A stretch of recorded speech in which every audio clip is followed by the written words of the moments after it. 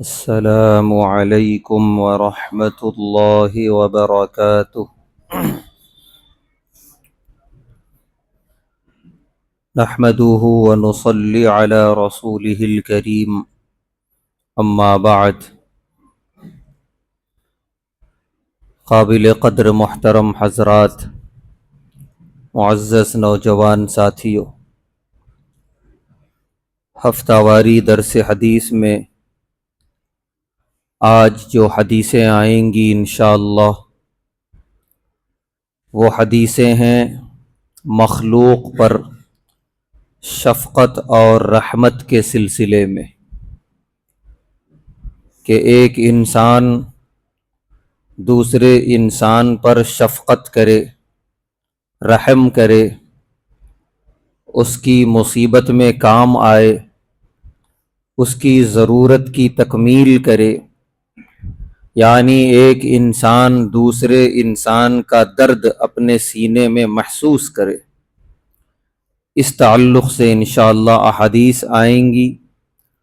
اور یہ مزاج ہمارے پیارے نبی صلی اللہ علیہ وسلم کا ذاتی مزاج تھا کہ آپ جب نبی نہیں بنائے گئے تھے تب سے آپ کے مزاج میں یہ بات تھی، ایک دوسرے کے کام آنا، بھوکوں کو کھلانا، بے سہاروں کا سہارا بننا، یہ پیارے نبی صلی اللہ علیہ وسلم کی زندگی کا محبوب مشغلہ تھا، محبوب کام تھا۔ اس میں اللہ تعالیٰ نے بے انتہا برکتیں رکھی ہیں۔ اسی لیے حدیث آئے گی، پیارے نبی صلی اللہ علیہ وسلم نے ارشاد فرمایا، جب تک ایک بندہ دوسرے بندے کی مدد میں رہتا ہے تب تک اللہ اس بندے کی مدد میں رہتا ہے۔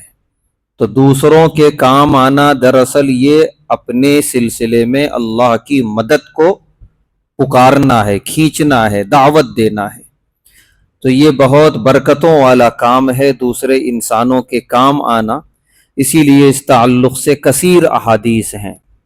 پہلی حدیث راوی ہیں حضرت جریر بن عبداللہ رضی اللہ تعالی عنہ، فرماتے ہیں قال رسول اللہ صلی اللہ علیہ وسلم،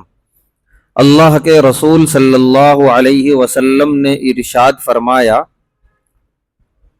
لا یرحم اللہ من لا یرحم الناس، جو انسانوں پر رحم نہیں کرتا اللہ اس پر رحم نہیں کرتے۔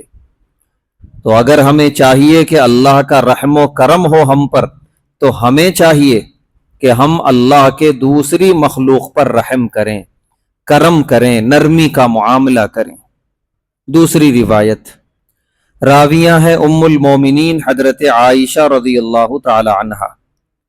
فرماتی ہیں جاءتنی امرأۃ ومعها ابنتان، کہ میرے پاس ایک خاتون آئیں اور اس کے ساتھ اس کی دو بیٹیاں تھیں، تسألونی، مجھ سے کچھ سوال کرنے لگی، مانگنے لگیں، فلم تجد عندی غیر تمرۃ واحدہ، اور میرے پاس بھی صرف ایک کھجور تھی دینے کے لیے۔ حضرت عائشہ رضی اللہ تعالی عنہا فرما رہی ہیں کہ صرف ایک کھجور میرے پاس گھر میں تھی، فأعطیتها ایاها، تو میں نے وہ ایک کھجور اس خاتون کو دے دی۔ فقسمتها بین ابنتیہا، اس خاتون نے اس کھجور کے دو ٹکڑے کیے، اور وہ دونوں ٹکڑے یعنی ایک ٹکڑا ایک بیٹی کو اور دوسرا ٹکڑا دوسری بیٹی کو عطا کر دیا، وَلَمْ تَأْكُلْ مِنْهَا، اور خود کچھ بھی نہیں کھایا۔ تو یہ بڑے رحم اور کرم کی بات ہے کہ ایک ماں اپنے بھوکے بیٹیوں کو کھلا دی لیکن خود نہیں کھائی، بھوکی رہی۔ تو یہ دل پہ لگی حضرت عائشہ رضی اللہ تعالی عنہا کے۔ چنانچہ جیسے ہی پیارے نبی صلی اللہ علیہ وسلم تشریف لائے گھر میں، حضرت عائشہ رضی اللہ تعالی عنہا نے یہ واقعہ بیان کر دیا، فحدثتہ، انہوں نے بیان کیا، فقال، تو پیارے نبی صلی اللہ علیہ وسلم نے فرمایا، من ابتلی من هذه البنات بشیء، کہ جس کو بیٹیوں کے ذریعے آزمایا گیا، کسی کو بیٹی عطا کی گئیں اور اتفاق سے بیٹیوں کو کھلانے اور ضروریات زندگی پوری کرنے کے پیسے میسر نہیں ہیں ماں باپ کے پاس، بڑی محنت سے بڑی مشقت سے اس کی تکمیل کرتے ہیں. اور آج کے زمانے میں عجم میں یہ سمجھنا مشکل نہیں ہے کہ بیٹیوں کی جو شادیاں ہیں اور جو جہیز کے نام کی جو پریشانیاں ہیں یہ کتنے جان لیوا ہوتی ہیں ماں باپ کے لیے. یہ الگ بات ہے، یہ ہم نے سب پیدا کر لیا. تو یہ حدیث اور زیادہ صادق آتی ہے ہمارے اس ماحول میں کہ بیٹیوں کے ذریعے اگر آزمائش میں ڈال دیا گیا ماں باپ کو، لیکن ماں باپ نے کوئی شکوہ نہیں کیا، فَأَحْسَنَ إِلَيْهِنَّ، ان کے ساتھ حسن سلوک کرتے رہے، ان بیٹیوں کے ساتھ جو بھی آزمائش پریشانی آئی محنت و مشقت کر کے پوری کرتے رہے. كُنَّ لَهُ سِتْرًا مِّنَ النَّارِ، یہ بیٹیاں ماں باپ کے لیے جہنم سے آڑ بن جائیں گی کہ وہ ماں باپ ان بیٹیوں کی برکت سے جہنم سے بچا لیے جائیں گے اور جنت میں داخل کر دیے جائیں گے. تو پیارے نبی صلی اللہ علیہ وسلم نے اس حدیث پاک کے اندر خاص طور سے اولاد میں بیٹیوں کے تعلق سے نصیحت فرمائی کہ جو بھی ہو خوشی خوشی ان کا پورا کرو، راضی برضا، ہمیشہ ان کے ساتھ حسن سلوک کرتے رہو، انہیں کوسو مت، کبھی بھی ان کی زندگی میں ان کو احساس نہ دلاؤ کہ ہم بیٹی ہیں اسی لیے ماں باپ ہماری وجہ سے زیادہ ٹینشن میں ہیں یا ہمیں زیادہ ڈانٹا جا رہا ہے. بالکل نہیں، حسن سلوک کرتے رہو، بہترین بدلہ آخرت میں ملنے والا ہے، جہنم سے محفوظ اور بچا لیا جائے گا ان بیٹیوں کی وجہ سے. اس کے بعد کی روایت، راوی ہیں حضرت ابو ہریرہ رضی اللہ تعالی عنہ، فرماتے ہیں قال رسول اللہ صلی اللہ علیہ وسلم، اللہ کے رسول صلی اللہ علیہ وسلم نے ارشاد فرمایا، الساعی علی الارملہ والمسکین، کہ بیوہ اور مسکین کے لیے محنت کرنے والا. ایک آدمی محنت کر رہا ہے اور ہر کوئی اپنے اہل و عیال کے لیے ہی کرتا ہے اور کرنا بھی ہے، لیکن اس محنت میں ایک حصہ وہ رکھ رہا ہے اللہ کے ان مجبور بندوں کے لیے، بیوہ کے لیے، مسکین کے لیے. اپنی کمائی ہوئی دولت میں سے تھوڑا سا حصہ، اللہ پورا نہیں مانگ رہے، آدھا بھی نہیں مانگ رہے، تھوڑا سا حصہ الگ کر دو اللہ کے ضرورت مند بندوں کے لیے، باقی تم پورا اپنی ذات اور اپنے گھر میں استعمال کرو. تو جو یہ کام کر رہا ہے بیواؤں کے لیے اور مسکین کے لیے، کالساعی فی سبیل اللہ، اللہ کے راستے میں جہاد کرنے کی طرح ہے. کیونکہ یہ کام بڑا مشکل ہے، اپنے نفس سے لڑنا، اپنے دل سے لڑنا. محنت سے آدمی کماتا ہے، مشقت کرتا ہے، دو چار پیسے ہاتھ میں آتے ہیں، کوئی آدمی اس کی طرف نظر اٹھا کے دیکھے، کوئی مانگے، آدمی غصے میں آ جاتا ہے، میری محنت کا ہے، تم نے مانگا ہی کیسے. تو اسی لیے یہ کام ہے بڑا مشکل، بڑا دل گردے کے ساتھ اس محنت کی کمائی میں سے نکال کے کسی کو دینا، کسی بیوہ کسی مسکین کو، تو اللہ نے ثواب بھی اتنا ہی رکھا ہے، اللہ کے راستے میں جہاد کرنے کے برابر ثواب ہے. اس کے بعد کی روایت جس کے راوی ہیں حضرت ابو موسیٰ اشعری رضی اللہ تعالی عنہ، فرماتے ہیں اللہ کے نبی صلی اللہ علیہ وسلم نے ارشاد فرمایا کہ اشفعوا فلتؤجروا، میرے پاس ضرورت مندوں کی سفارش کرو تمہیں اجر دیا جائے گا. یعنی کسی شخص کے پاس کوئی ضرورت مند آیا، کوئی سائل آیا اور اس کے پاس ہے، اس کی ضرورت پوری کرنے کے برابر پیسے وغیرہ پوری کر دے، بہت ثواب ہے. لیکن نہیں ہے تو دوسرا کام یہ کرے کہ جہاں پوری ہو سکتی ہے وہاں تک لے کے پہنچ جائے اور دو لفظوں کے ذریعے سفارش کر دے کہ بھائی صاحب یہ بندہ ہے، میں اسے جانتا ہوں، پہچانتا ہوں، یہ اس وقت ذرا آزمائشوں کا شکار ہے، ذرا سا آپ اپنی دولت میں سے تھوڑا سا اسے دے دیجئے. اگر وہ زکوٰۃ کا مستحق ہے زکوٰۃ ہی دے دیجئے یا نفلی صدقات میں سے دے دیجئے. صرف اتنا بول دینے کی وجہ سے پیارے نبی صلی اللہ علیہ وسلم فرما رہے ہیں تمہیں برابر کا اجر دیا جائے گا. تو اسی لیے آپ مزاج بنا رہے ہیں صحابہ کا، اور نہ صرف صحابہ کا بلکہ پوری امت کا، کہ اگر دے نہیں سکتے تو سفارشی بنو ان کے حق میں، دوسروں تک پہنچانے والے بنو. تو اسی لیے کوئی شخص کسی دولت مند کے پاس اگر آیا، کسی کو لے کر کے ضرورت مند ہے اس کی ضرورت پوری کرو، تو وہ غصے میں نہ آئے. بعض مرتبہ دولت مند غصے میں آ جاتے ہیں کہ ہمارے پاس لے کے آ جاتے ہیں، ہم ہی سارے شہر کو بانٹ رہے ہیں کیا. آپ مت دیجئے، نہیں ہے معافی چاہ لیجئے، کوئی بات نہیں ہے، تھوڑا سا رکھ دیجئے اس کے ہاتھ میں، میں اس وقت اتنا ہی دے سکتا ہوں. خوشی خوشی کرنے کے کام ہے یہ، معافی بھی مانگنا ہے، خوشی خوشی مانگیے، دینا ہے تھوڑا ہی دینا ہے، خوشی خوشی دیجئے. ناراض ہو کر دو چار الفاظ ادھر ادھر کے بول کر اپنے سارے اجر کو ضائع کر دیتے ہیں.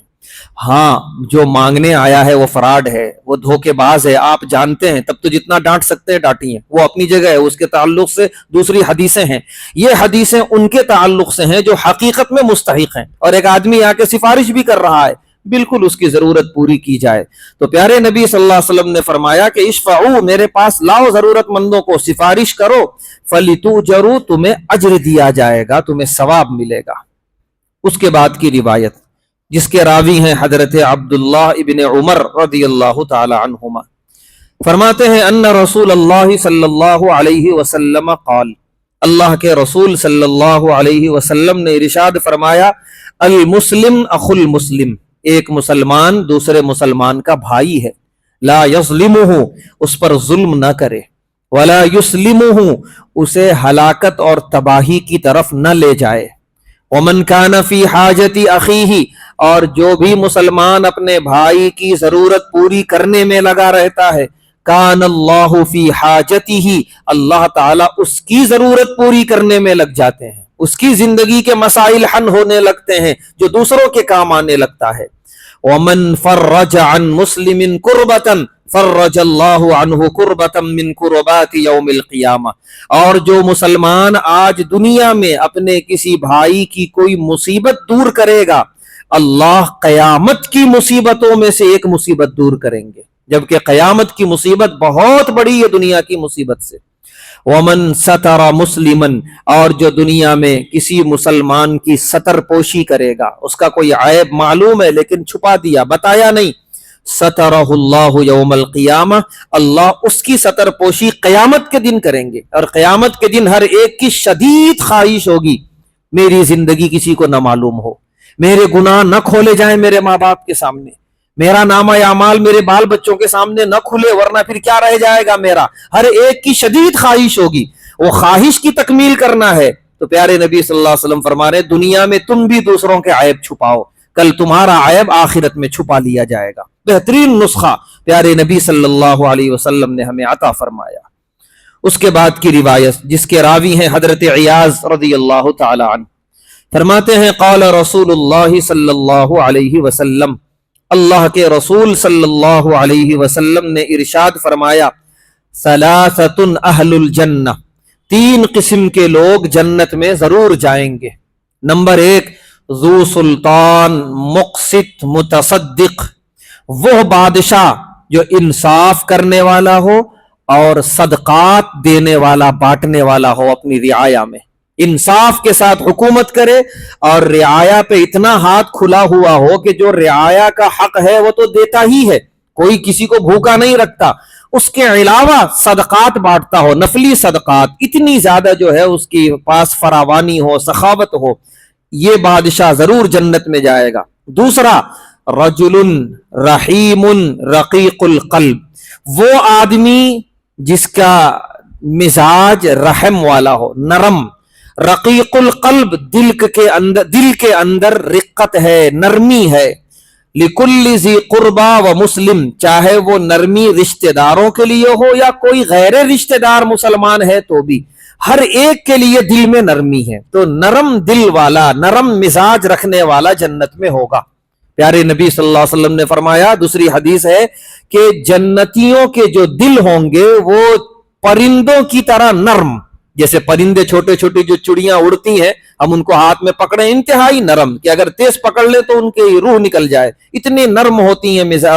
جسمانی اعتبار سے۔ پیارے نبی صلی اللہ علیہ وسلم نے فرمایا جنتیوں کے دل ایسے ہی ہوں گے، نرم دل۔ تو سخت دل والے جنت میں جانا اپنے لیے مشکل کر لیں گے، کیونکہ سخت دل گناہ کرواتا ہے، ظلم کرواتا ہے، ظاہر سی بات ہے یہ ساری چیزیں جہنم میں لے جانے والی ہیں۔ تو مزاج اور دل کو نرم رکھا جائے، یہ جنت کے قریب کرنے والا۔ تیسرا، پیارے نبی صلی اللہ علیہ وسلم نے فرمایا، عفیف متعفف ذو عیال، اپنے ہاتھ کو لوگوں کے سامنے پھیلانے سے روکنے والا، جبکہ وہ اہل و عیال والا ہے، گھر بار کی ذمہ داری ہے، اس کی شدید خواہش ہے کچھ پیسے ہاتھ میں ہوں، میں اچھے سے اچھا بال بچوں کو کھلاؤں، یہ خواہش کے باوجود بھی وہ صرف محنت کرتا ہے، لوگوں کے سامنے ہاتھ نہیں پھیلاتا، پاک دامنی اختیار کرتا ہے ہاتھ پھیلانے سے، ضرورت پڑ گئی تو بھی لوگوں کے سامنے نہیں بولتا، اور ہاتھ نہیں پھیلاتا تو یہ خودداری اللہ تعالیٰ کو بہت پسند ہے۔ تو یہ تین قسم کے لوگ پیارے نبی صلی اللہ علیہ وسلم فرما رہے جنت میں یقیناً جائیں گے۔ ایک انصاف پرور بادشاہ، انصاف پرور سخی بادشاہ، دوسرا نرم مزاج اور نرم دل رکھنے والے لوگ ہر ایک کے لیے، اور تیسرا ہر حال میں اپنے آپ کو مانگنے سے بچانے والا، اور اللہ نے جو دے دیا ہے محنت و مشقت سے اسی پر اکتفا کرنے والا۔ یہ تین لوگ ضرور جنت میں جائیں گے۔ آج کی آخری حدیث، راوی ہیں حضرت جریر بن عبداللہ رضی اللہ تعالی عنہ، فرماتے ہیں بایعت رسول اللہ صلی اللہ علیہ وسلم، میں نے اللہ کے رسول صلی اللہ علیہ وسلم سے بیعت کی تھی ان باتوں پر، علی اقام الصلاۃ، کہ میں ہر حال میں نماز قائم کروں گا۔ اور یہ صرف انہی سے بیعت نہیں ہوئی، پیارے نبی صلی اللہ علیہ وسلم کے ہاتھ پہ جو بھی اسلام قبول کرتے آپ ان سے بیعت لیتے تھے۔ تو اس میں سے پہلی چیز ہے اقامت صلاح،